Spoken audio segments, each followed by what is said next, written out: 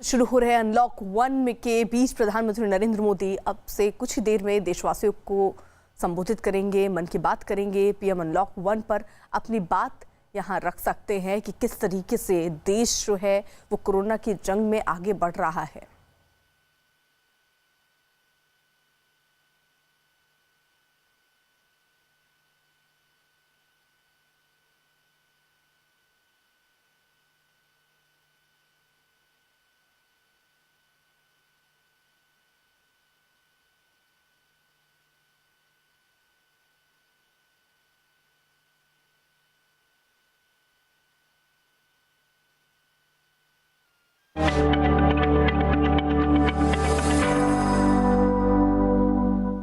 मेरे प्यारे देशवासियों, नमस्कार। कोरोना के प्रभाव से हमारी मन की बात भी अछूती नहीं रही है। जब मैंने पिछली बार आपसे मन की बात की थी तब पैसेंजर ट्रेनें बंद थी, बसें बंद थी, हवाई सेवा बंद थी।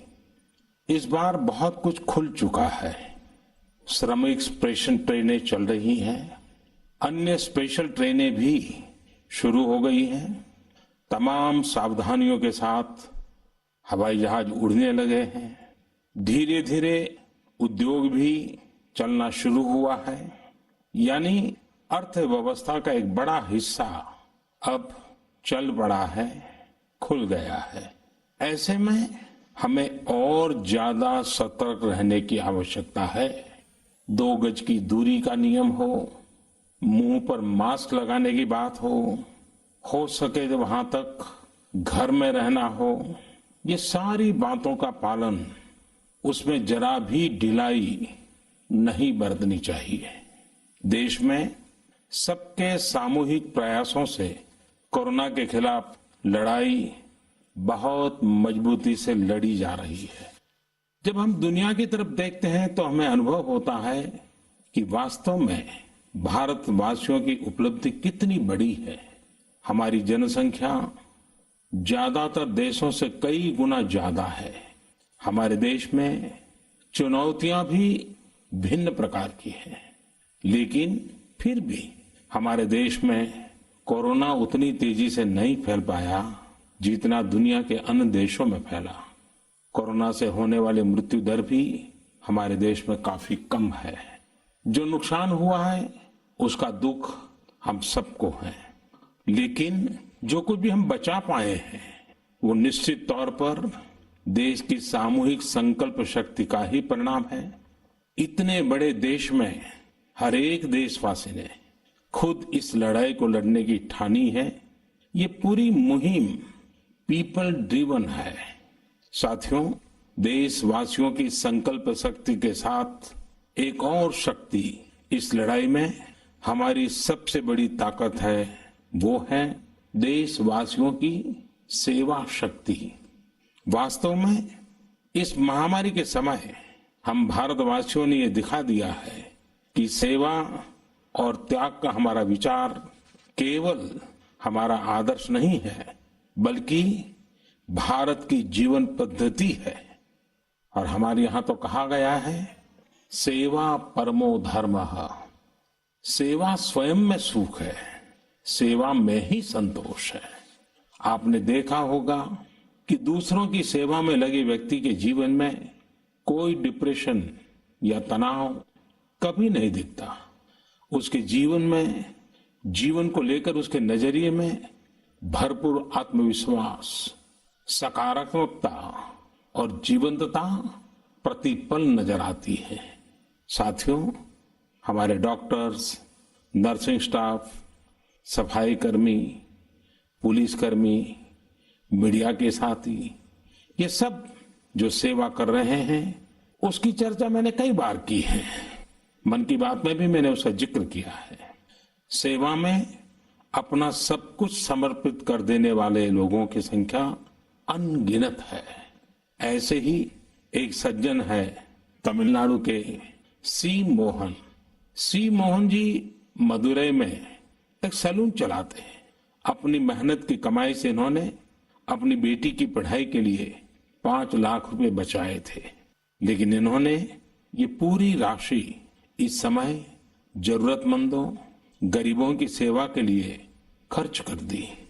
इसी तरह अगरतला में ठेला चलाकर जीवन यापन करने वाले गौतम दास जी अपनी रोजमर्रा की कमाई की बचत में से हर रोज दाल चावल खरीदकर जरूरतमंदों को खाना खिला रहे हैं।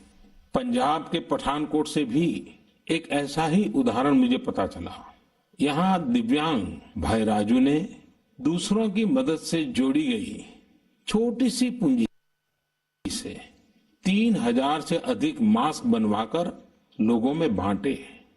भाई राजू ने इस मुश्किल समय में करीब 100 परिवारों के लिए खाने का राशन भी जुटाया। देश के सभी इलाकों से विमेन सेल्फ हेल्प ग्रुप के परिश्रम की भी अनगिनत कहानियां इन दिनों हमारे सामने आ रही है। गांवों में, छोटे कस्बों में हमारी बहनें, बेटियां हर दिन हजारों की संख्या में मास्क बना रही हैं। तमाम सामाजिक संस्थाएं भी इस काम में इनका सहयोग कर रही हैं। साथियों, ऐसे कितने ही उदाहरण हर दिन दिखाई और सुनाई पड़ रहे हैं।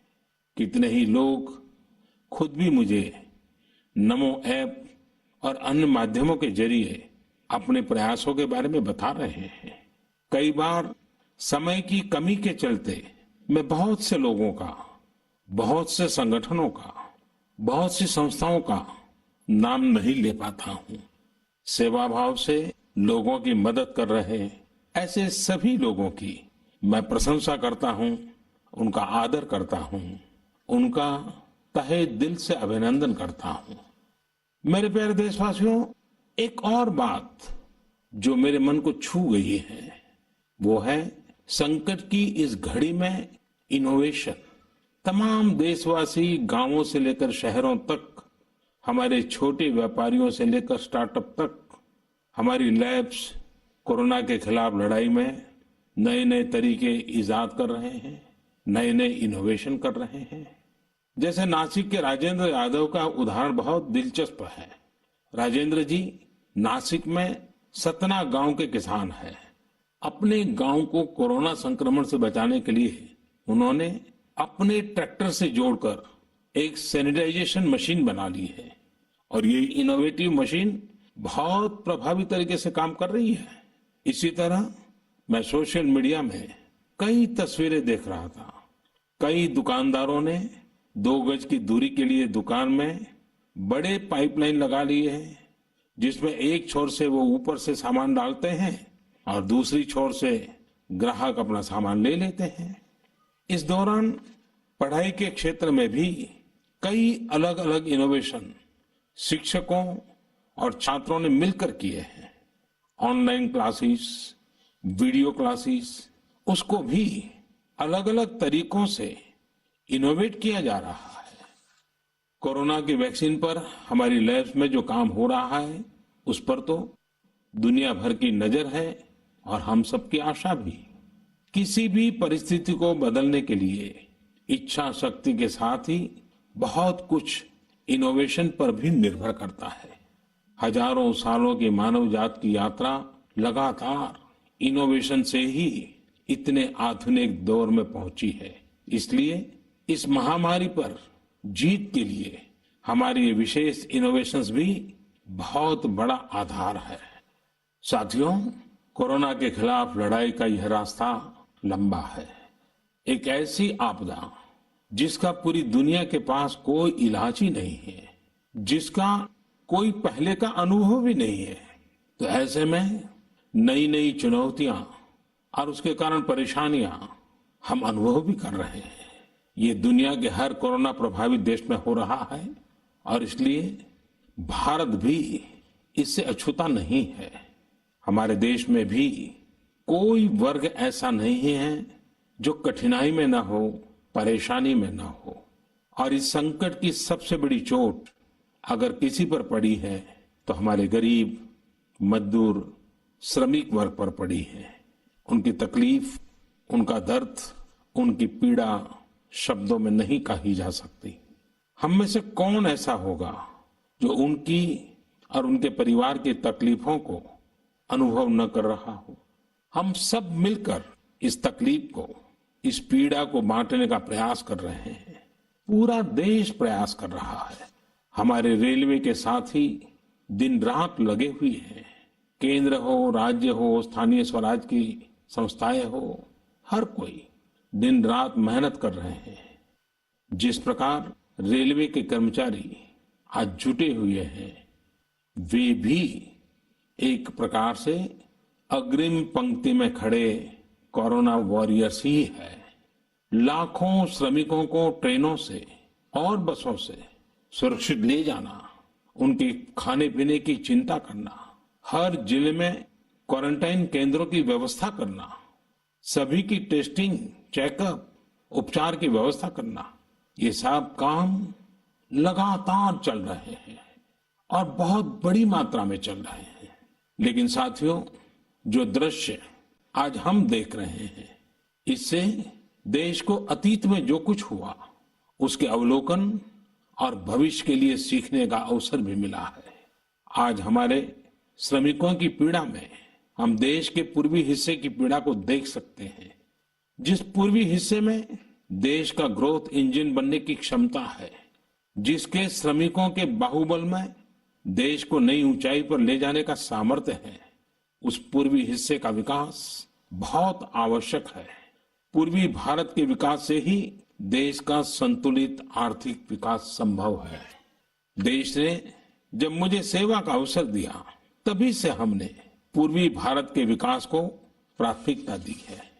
मुझे संतोष है कि बीते वर्षों में इस दिशा में बहुत कुछ हुआ है और अब प्रवासी मजदूरों को देखते हुए बहुत कुछ नए कदम उठाना भी आवश्यक हो गया है और हम लगातार उस दिशा में आगे बढ़ रहे हैं। जैसे कहीं श्रमिकों की स्किल मैपिंग का काम हो रहा है, कहीं स्टार्टअप्स इस काम में जुटे हैं, कहीं माइग्रेशन कमीशन बनाने की बात हो रही है। इसके अलावा केंद्र सरकार ने अभी जो फैसले लिए हैं, उससे भी गांवों में रोजगार, स्वरोजगार, लघु उद्योगों से जुड़ी विशाल संभावनाएं खुली हैं।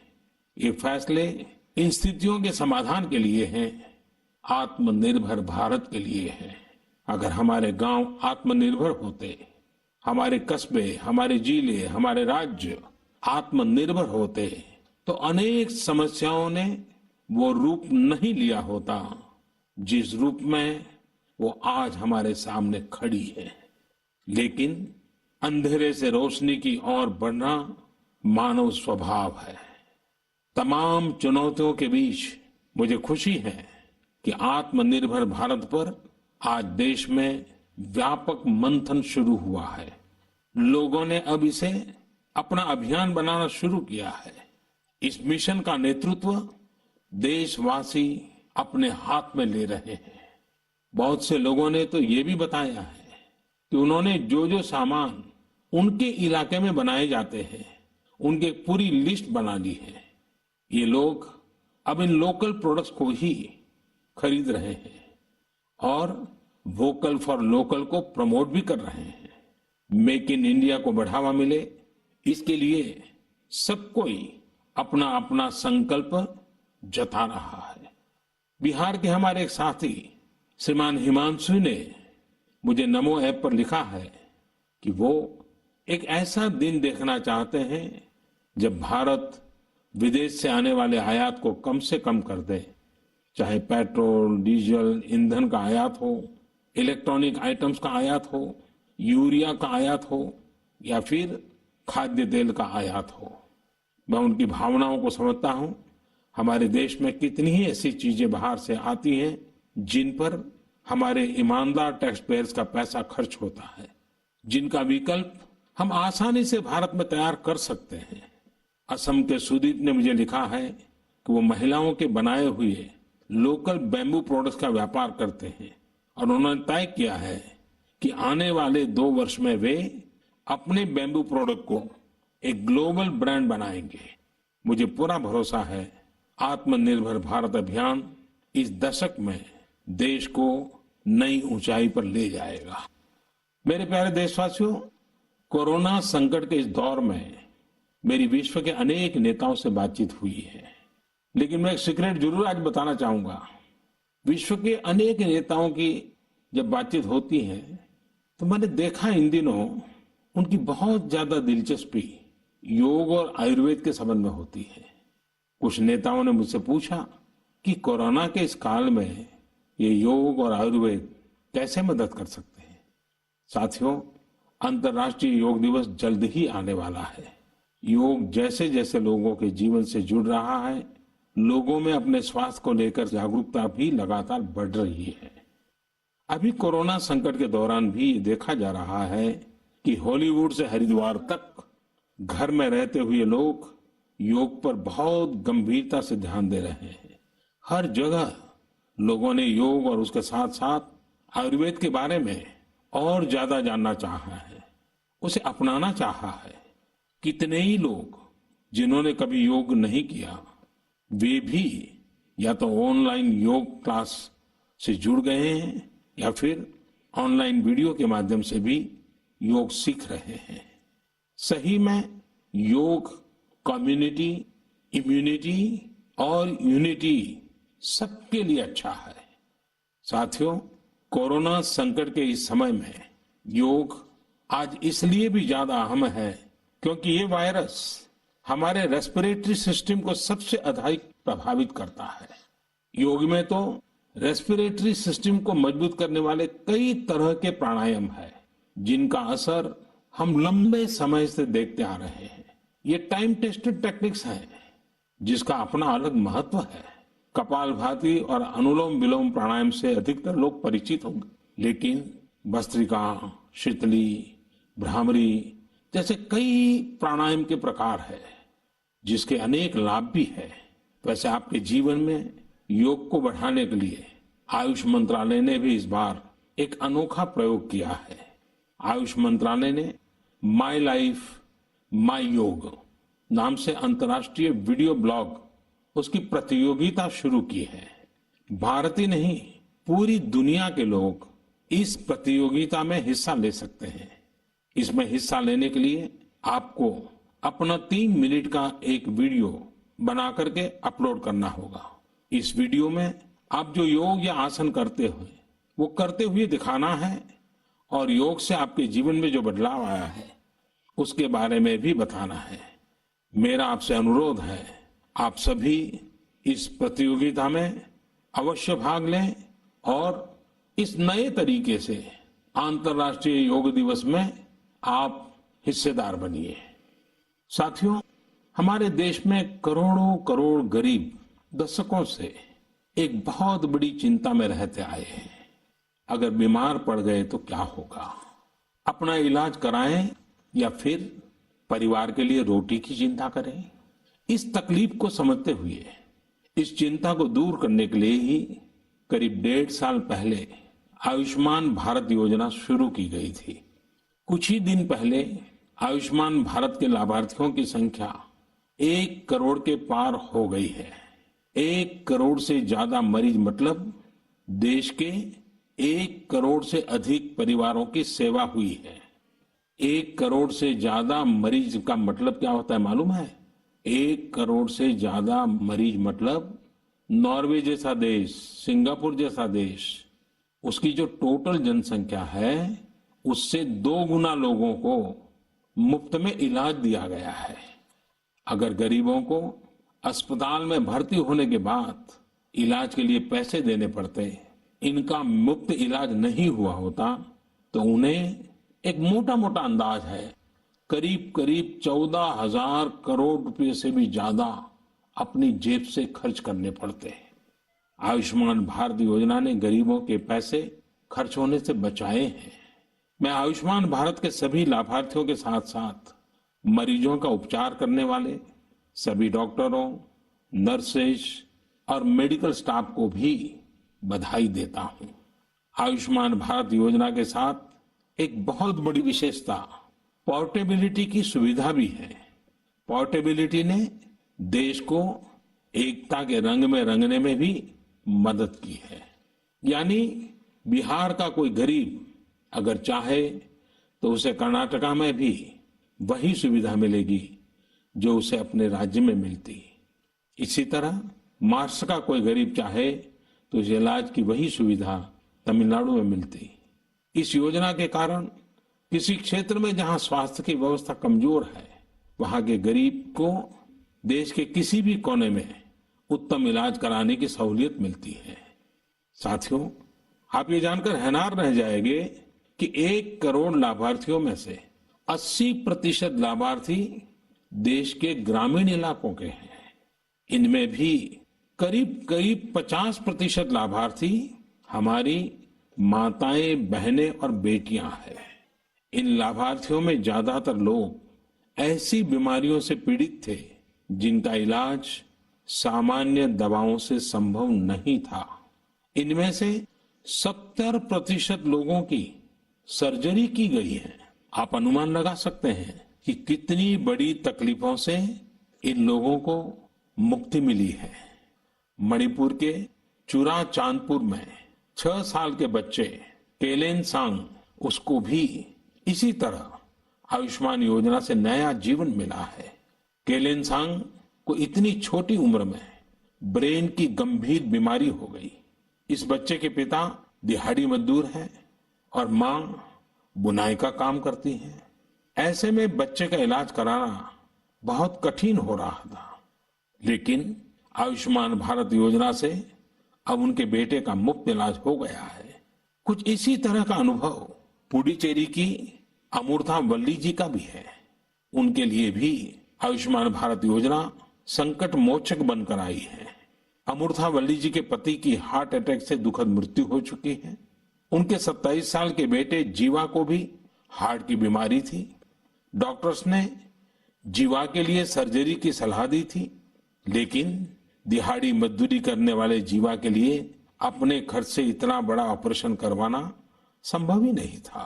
लेकिन अमूर्था वल्ली ने अपने बेटे का आयुष्मान भारत योजना में रजिस्ट्रेशन करवाया और 9 दिनों बाद बेटे जीवा के हार्ट की सर्जरी भी हो गई। साथियों, मैंने आपको सिर्फ 3-4 घटनाओं का जिक्र किया। आयुष्मान भारत से तो ऐसी 1 करोड़ से अधिक कहानियां जुड़ी हुई है। ये कहानियां जीते जागते इंसानों की हैं। दुख तकलीफ से मुक्त हुए हमारे अपने परिवारजनों की है।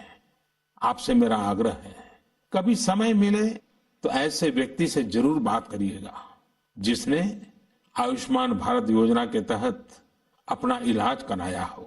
आप देखेंगे कि जब एक गरीब बीमारी से बाहर आता है तो उसमें गरीबी से लड़ने की भी ताकत नजर आने लगी है। और मैं हमारे देश के ईमानदार टैक्स पेयर से कहना चाहता हूं, आयुष्मान भारत योजना के तहत जिन गरीबों का मुफ्त इलाज हुआ है, उनके जीवन में जो सुख आया है, संतोष मिला है, उस पुण्य के असली हकदार आप भी हैं। हमारा ईमानदार टैक्स पेयर भी इस पुण्य का हकदार है। मेरे प्यारे देशवासियों, एक तरफ हम महामारी से लड़ रहे हैं तो दूसरी तरफ हमें हाल में पूर्वी भारत के कुछ हिस्सों में प्राकृतिक आपदा का भी सामना करना पड़ा है। पिछले कुछ हफ्तों के दौरान हमने पश्चिम बंगाल और उड़ीसा में सुपर साइक्लोन अम्फान का कहर देखा। तूफान से अनेकों घर तबाह हो गए, किसानों को भी भारी नुकसान हुआ। हालात का जायजा लेने के लिए मैं पिछले हफ्ते उड़ीसा और पश्चिम बंगाल गया था। पश्चिम बंगाल और उड़ीसा के लोगों ने जिस हिम्मत और बहादुरी के साथ हालात का सामना किया है, प्रशंसनीय है। संकट की इस घड़ी में देश भी हर तरह से वहां के लोगों के साथ खड़ा है। साथियों, एक तरफ जहां पूर्वी भारत तूफान से आई आपदा का सामना कर रहा है, वहीं दूसरी तरफ देश के कई हिस्से टिड्डियों या लोकस्ट के हमले से प्रभावित हुए हैं। इन हमलों ने फिर हमें याद दिलाया है कि ये छोटा सा जीव कितना नुकसान करता है। टिड्डी दल का हमला कई दिनों तक चलता है, बहुत बड़े क्षेत्र पर इसका प्रभाव पड़ता है। भारत सरकार हो, राज्य सरकार हो, कृषि विभाग हो, प्रशासन भी इस संकट के नुकसान से बचने के लिए, किसानों की मदद करने के लिए आधुनिक संसाधनों का भी उपयोग कर रहा है। नए नए आविष्कार की तरफ भी ध्यान दे रहा है। और मुझे विश्वास है कि हम सब मिलकर के हमारे कृषि क्षेत्र पर ये जो संकट आया है, उससे भी लोहा लेंगे बहुत कुछ बचा लेंगे। मेरे प्यारे देशवासियों, कुछ दिन बाद ही 5 जून को पूरी दुनिया विश्व पर्यावरण दिवस मनाएगी। विश्व पर्यावरण दिवस पर इस साल की थीम है बायोडायवर्सिटी, यानी जैव विविधता। वर्तमान परिस्थितियों में यह थीम विशेष रूप से महत्वपूर्ण है। लॉकडाउन के दौरान पिछले कुछ हफ्तों में जीवन की रफ्तार थोड़ी धीमी जरूर हुई है, लेकिन इससे हमें अपने आसपास प्रकृति की समृद्ध विविधता को, जैव विविधता को करीब से देखने का अवसर भी मिला है। आज कितने ही ऐसे पक्षी जो प्रदूषण और शोर शराबे में ओझल हो गए थे, सालों बाद उनकी आवाज को लोग अपने घरों में सुन रहे हैं। अनेक जगहों से जानवरों के उन्मुक्त विचरण की खबरें भी आ रही हैं। मेरी तरह आपने भी सोशल मीडिया में जरूर इन बातों को देखा होगा, पढ़ा होगा। बहुत लोग कह रहे हैं, लिख रहे हैं, तस्वीरें साझा कर रहे हैं कि वो अपने घर से दूर दूर पहाड़ियां देख पा रहे हैं, दूर दूर जलती हुई रोशनी देख रहे हैं। इन तस्वीरों को देखकर कई लोगों के मन में ये संकल्प उठा होगा, क्या हम उन दृश्यों को ऐसे ही बना रख सकते हैं? इन तस्वीरों ने लोगों को प्रकृति के लिए कुछ करने की प्रेरणा भी दी है। नदियां सदा स्वच्छ रहें, पशु पक्षियों को भी खुलकर जीने का हक मिले, आसमान भी साफ सुथरा हो, इसके लिए हम प्रकृति के साथ तालमेल बिठाकर जीवन जीने की प्रेरणा ले सकते हैं। मेरे प्यारे देशवासियों, हम बार बार सुनते हैं जल है तो जीवन है, जल है तो कल है, लेकिन जल के साथ हमारी जिम्मेवारी भी है। वर्षा का पानी, बारिश का पानी, ये हमें बचाना है, एक एक बूंद को बचाना है। गांव गांव वर्षा के पानी को हम कैसे बचाएं? परंपरागत बहुत सरल उपाय हैं। उन सरल उपाय से भी हम पानी को रोक सकते हैं। 5 दिन 7 दिन भी अगर पानी रुका रहेगा तो धरती माँ के पास बुझाएगा, पानी फिर जमीन में जाएगा, वही जल जीवन की शक्ति बन जाएगा। और इसलिए इस वर्षा ऋतु में हम सबका प्रयास रहना चाहिए कि हम पानी को बचाएं, पानी को संरक्षण करें। मेरे प्यारे देशवासियों, स्वच्छ पर्यावरण सीधे हमारे जीवन, हमारे बच्चों के भविष्य का विषय है। इसलिए हमें व्यक्तिगत स्तर पर भी इसकी चिंता करनी होगी। मेरा आपसे अनुरोध है कि इस पर्यावरण दिवस पर कुछ पेड़ अवश्य लगाएं और प्रकृति की सेवा के लिए कुछ ऐसा संकल्प अवश्य लें जिससे प्रकृति के साथ आपका हर दिन का रिश्ता बना रहे। हाँ, गर्मी बढ़ रही है, इसलिए पक्षियों के लिए पानी का इंतजाम करना मत भूलिएगा। साथियों, हम सबको ये भी ध्यान रखना होगा कि इतनी कठिन तपस्या के बाद, इतनी कठिनाइयों के बाद देश ने जिस तरह हालत संभाला है उसे बिगड़ने नहीं देना है। हमें इस लड़ाई को कमजोर नहीं होने देना है। हम लापरवाह हो जाएं, सावधानी छोड़ दें, ये कोई विकल्प नहीं है। कोरोना के खिलाफ लड़ाई अब भी उतनी ही गंभीर है। आपको, आपके परिवार को कोरोना से अभी भी उतना ही गंभीर खतरा हो सकता है। हमें हर इंसान की जिंदगी को बचाना है। इसलिए 2 गज की दूरी, चेहरे पर मास्क, हाथों को धोना, इन सब सावधानियों का वैसे ही पालन करते रहना है जैसे अभी तक करते आए हैं। मुझे पूरा विश्वास है कि आप अपने लिए, अपनों के लिए, अपने देश के लिए ये सावधानी जरूर रखेंगे। इसी विश्वास के साथ आपके उत्तम स्वास्थ्य के लिए मेरी हार्दिक शुभकामनाएं हैं। अगले महीने फिर एक बार मन की बात अनेक नए विषयों के साथ जरूर करेंगे। धन्यवाद। तो प्रधानमंत्री नरेंद्र मोदी ने मन की बात की, लोगों के सामने ये विचार रखा कि किस तरीके से अब जो अनलॉक 1 की घोषणा हुई है उससे किस तरीके से देश जो है वो आगे की तरफ बढ़ेगा, गति मिलेगी। हालांकि कई और महत्वपूर्ण चीजें कही गई प्रधानमंत्री नरेंद्र मोदी के द्वारा, वो ये जैसे श्रमिकों के लिए माइग्रेशन कमीशन की बात चल रही है, 1 करोड़ से ज्यादा लोगों को आयुष्मान भारत से फायदा हुआ है, कई देशों की आबादी से 2 गुने लोगों को फ्री में यहाँ पर उनकी इलाज की व्यवस्था की गई है, आयुष्मान भारत से गरीबों के 14,000 करोड़ रुपए बचे हैं।